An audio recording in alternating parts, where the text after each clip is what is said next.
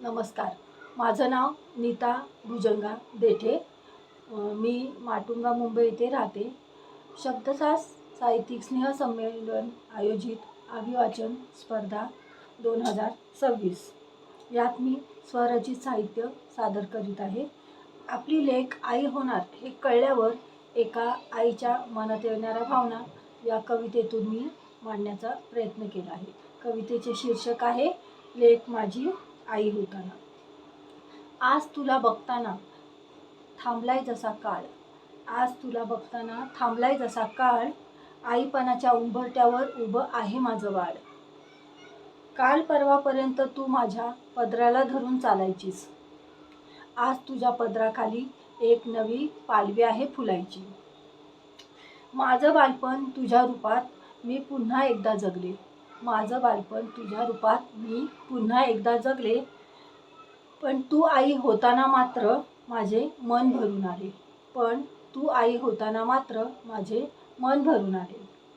तोच निरागस चेहरा तुझा आता जबाबदारीने खुललाय, तोच निरागस चेहरा तुझा आता जबाबदारीने खुललाय.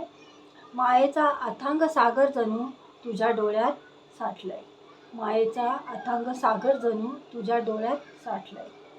वेदनातून सुखाचा प्रवास आता तुलाही कळेल, वेदनातून सुखाचा प्रवास आता तुलाही कळेल. रात्रभर जगण्यातलं समाधान तुझ्या मनालाही मिळेल, रात्रभर जगण्यातलं समाधान तुझ्या मनालाही मिळेल. माझ्या आईपणाची ओढ तुला आता नक्की उमजेल, माझ्या आईपणाची ओढ तुला आता नक्की उमजेल.